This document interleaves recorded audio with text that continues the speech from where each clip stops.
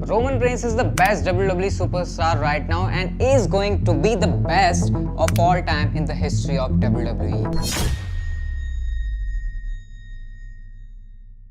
रुको रुको, ये बात मैं नहीं कह रहा हूँ, ये बात कही थी पॉल हेमन ने। अभी से कुछ टाइम पहले मैंने आपको एक वीडियो के अंदर बताया था कि पॉल हेमन ने कैसे ये कहा था कि रोमन रेंस सबको पीछे छोड़ने वाले हैं, फिर चाहे वो स्टोन कोल्ड हो, फिर चाहे वो अंडरटेकर हो, फिर चाहे वो शॉन माइकल्स हो, फिर चाहे वो जॉन सीना हो, कोई भी डब्ल्यूडब्ल्यूई का सुपरस्टार आज तक इतना बड़ा नहीं था जितना रोमन रेंस बड़ा बनने वाला है। और जब से पॉल हेमन ने बात कही है ना, मेरे दिमाग में चुल थी कि भाई एक डेडिकेटेड वीडियो इसके बारे में बनानी ही है कि क्या एक्चुअल में ऐसा है भी। और देखो, इस वीडियो में मेरे पर्सनल ओपिनियन होने वाले हैं, तो हो सकता है कि वीडियो थोड़ी सी कंट्रोवर्शियल बन जाए, लेकिन क्योंकि वो मेरे ओपिनियन है तो डेफिनेटली इस वीडियो में आज मैं चाहूंगा कि आप लोग कमेंट करके आप अपने थॉट्स रोमन रेंस के बारे में जरूर बताना। जो मैं बातें उनके बारे में अब बोलने वाला हूं इस वीडियो के अंदर, और क्या सच में ऐसा है भी अगर हम कंपेयर करें रोमन रेंस को आज तक के उन डब्ल्यूडब्ल्यूई सुपरस्टार्स के साथ जो कि डब्ल्यूडब्ल्यूई को यहां तक लेकर आए हैं। तो भाई वीडियो बड़ी इंटरेस्टिंग होने वाली है, लाइक इसको अभी से कर दो। और आज न्यूज वीडियो नहीं आ रही तो बहुत लोग कहते हैं भाई आज न्यूज नहीं थी क्या? अरे भाई कुछ नया भी करने दो मुझे, फिर कहता तू कुछ नया नहीं करता। तो बस वीडियो से चिपके रहो, लाइक कर दो और बिना देरी के शुरू करते हैं इस कमाल की वीडियो को।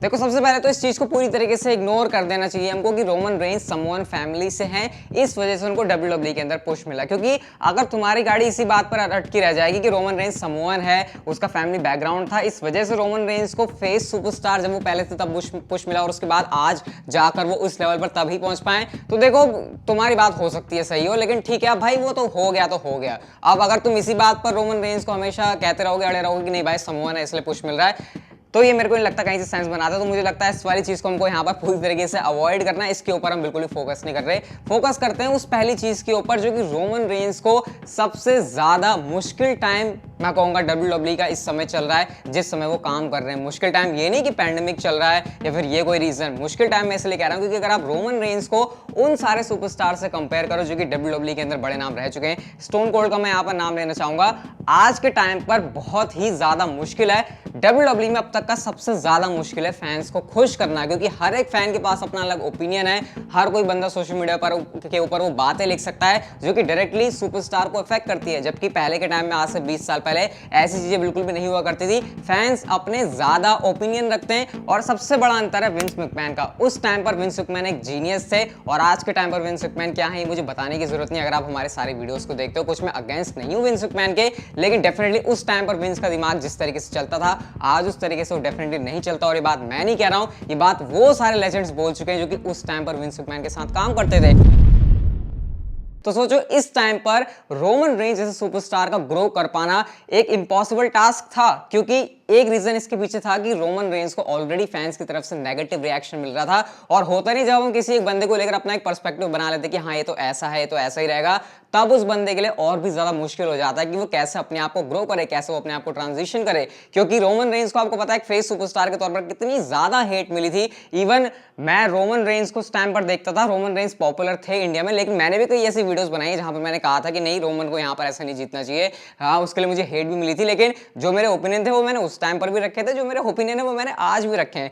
तो जब एक पर्सपेक्टिव फैंस बना लेते कि सुपरस्टार को लेकर कि भाई ये तो ऐसा ही रहेगा, उसके बावजूद फैंस का पर्सपेक्टिव चेंज करना, उनके ओपिनियंस चेंज करना और उनका फेवरेट बन जाना, ये तो एक अनबिलीवेबल टास्क है आज के टाइम में, जो कि रोमन रेंस ने करके दिखा दिया। और स्टिल मैं तो वंडर कर रहा हूं कि ये चीज कैसे पॉसिबल हो पा रही है। एंड अगर आप एक रोमन रेंस किस समय खूबी देखो जो कि बहुत टाइम से हमको नहीं देखने को मिल रही किसी और सुपरस्टार के अंदर, वो ये कि ना सिर्फ वो अपना ग्रो होते हैं बल्कि उनके साथ जो भी ओपोनेंट आता है उसको उसका बहुत ज्यादा फायदा मिलता है। और ये बात हमको ध्यान में रखनी चाहिए कि रोमन रेंस के मैचेस काफी हद तक प्रिडिक्टेबल होते हैं। तो जब मैचेस प्रिडिक्टेबल होते हैं तब यूजुअली फैंस क्या सोचते हैं, भाई प्रिडिक्टेबल है क्यों देखे क्या देखे, हमको एंड गोल तो पता ही है कि क्या होना है। लेकिन रोमन रेंस ने फैंस का ध्यान मैच के रिजल्ट से शिफ्ट करके इस बात पर ज्यादा लगाना शुरू कर दिया कि फैंस स्टोरी लाइन के अंदर इन्वेस्ट होगी क्या हो रहा है। अब रोमन रेंस और जे उसो की फ्यूड चली थी, क्या हमको पता नहीं था कि रोमन रेंस जीतने वाले हैं इस मैच को? क्या हमको पता नहीं था कि एंड में रोमन रेंस ही हरा देंगे जे उसो को? क्या हमको ये नहीं पता था कि जे उसो एंड में रोमन रेंस के साथ ही आ जाने वाले हैं? लेकिन फिर भी स्टोरी लाइन के अंदर जिस तरीके से रोमन रेंस का भी वाला कैरेक्टर फैंस को इन्वेस्ट करवाता है,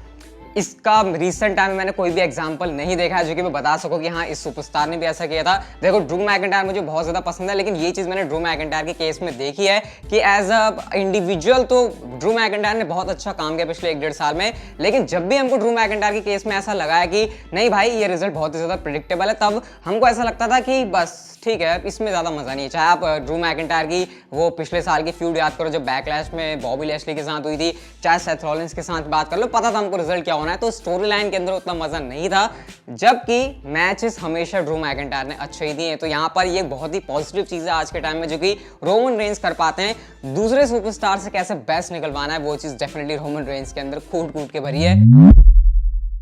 और ये बात मैं आपसे कहता हूँ कि रोमन रेंस के फैन बॉय की तरह मैं इस वीडियो को नहीं बना रहा हूँ, क्योंकि मैंने कभी भी किसी सुपरस्टार को ऐसे जज ही नहीं किया कि मैं उसका फैन बॉय हूँ, चाहे वो मेरे फेवरेट सुपरस्टार रैंडी ऑर्टन ही क्यों ना हो। जब उनकी बेइज्जती करनी होती है, आपने मेरे रिव्यूज देखे होंगे मैं वहाँ पर किस तरीके से करता हूँ। और अभी बहुत सारे लोगों को लग रहा है कि रोमन रेंस के पास जब तक यूनिवर्सल चैंपियनशिप है तब तक उनकी गाड़ी चलने वाली है, उसके बाद सारी चीज़ें रोमन रेंस का फॉल स्टार्ट हो जाएगा। बट मुझे ऐसा बिल्कुल भी नहीं लगता। सबसे पहले तो मुझे ये नहीं लगता कि रोमन रेंस यूनिवर्सल चैंपियनशिप हारने वाले हैं बहुत जल्दी, और अगर वो हारते भी हैं तो जिस तरीके से अपने कैरेक्टर के अंदर वो इन्वेस्ट कर रहे हैं, मुझे कहीं से भी ऐसा नहीं लगता। क्योंकि अगर वो चीज होनी होती, रोमन रेंस का फॉल होना होता, तो शायद इतने कुछ टाइम में हमको वो दिखाई दे जाता। क्योंकि कहीं ना कहीं तो ऐसे कहते हैं ना, बिल्कुल वो नीचे ग्राउंड को टच करने वाले मूवमेंट्स आते ही हैं, लेकिन रोमन रेंस जब से हील सुपरस्टार बन के आए हैं वो मूवमेंट्स हमको शायद ही कहीं पर देखने को मिले। अब बड़ा सवाल यहाँ पर यही है जो पॉल हेमन ने कहा था कि क्या रोमन रेंस अभी के बेस्ट सुपरस्टार है।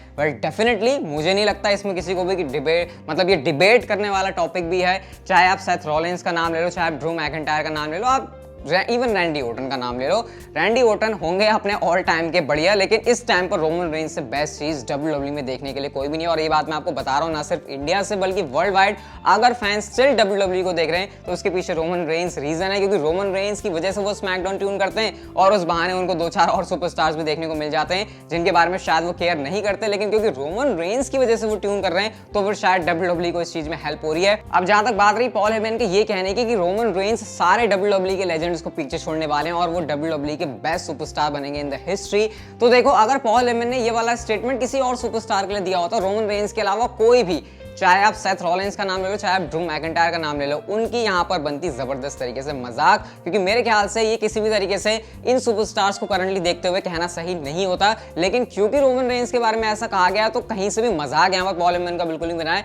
बल्कि ये एक डिबेट वाला पॉइंट है। और आपको पता है अगर कोई डिबेट वाला पॉइंट होता है तो डेफिनेटली उसकी दो साइड ऐसी होती है कि मामला इधर का भी हो सकता है या फिर उधर का भी हो सकता है। और मेरा तो सिंपल थॉट इसके ऊपर यही है कि रोमन रेंस का ग्राफ जैसा चल रहा है, मैं ये नहीं कह रहा कि उनको पूरा ही ऊपर जाने की जरूरत है, जैसा भी चल रहा है, अगर इसी चीज को आने वाले जितना भी उनका डब्ल्यूडब्ल्यूई के अंदर करियर बचा है, मेरे ख्याल से 15 साल 10 साल तो बिल्कुल 10 साल तो पूरे प्राइम वाले ही रहने वाले हैं, अगर इतने टाइम तक उन्होंने इसको मेंटेन करके रख लिया तो इस बात में कोई भी शक नहीं होगा कि रोमन रेंस डब्ल्यूडब्ल्यूई के हिस्ट्री के बेस्ट सुपरस्टार ना बन जाएं। क्योंकि इस टाइम में अगेन जैसे मैंने आपसे कहा पुराना टाइम अलग था, इस टाइम पर फैंस को खुश रख पाना सबसे ज्यादा मुश्किल होता है। और अगर ये डिफरेंट टास्क रोमन रेंस ने कर लिया तो ना सिर्फ इंडिविजुअली बल्कि एज अ कंपनी डब्ल्यूडब्ल्यूई को बहुत ज्यादा आने वाले सालों में सक्सेस मिलने वाली है। और क्योंकि रोमन रेंस ग्लोबली एक हाउस होल्ड नेम बन चुका है तो रोमन रेंस को मुझे लगता नहीं है करने में ज्यादा दिक्कत होगी। तो पर्सनली मेरे इसके ऊपर ये थॉट्स हैं। हाँ, यहाँ से अगर रोमन रेंस नीचे गए तो डेफिनेटली ये पॉल हेमन के स्टेटमेंट हो जाएंगे बिल्कुल गलत, लेकिन डेफिनेटली अगर एक ग्राफ एटलीस्ट मेंटेन रह पाता है तो इस बात में कोई भी शक नहीं होना चाहिए कि आने वाले 10 साल में रोमन रेंस एक बहुत ही डिफरेंट नाम बनेगा। तो आप लोग मुझे कमेंट करके अपने ओपिनियन जरूर बताना इसके ऊपर कि आप क्या मेरी बातों से एग्री करते हो, फिर आपके डिफरेंट थॉट्स हैं। वाली वीडियो गाइस अगर आपको अच्छी लगी तो उसको लाइक जरूर कर देना, कुछ और सजेशन दे सकते हो आप लोग वीडियोस के लिए, और चैनल को सब्सक्राइब कर लो भाई ऐसी इंटरेस्टिंग वीडियोस के लिए। And see you guys in my next video.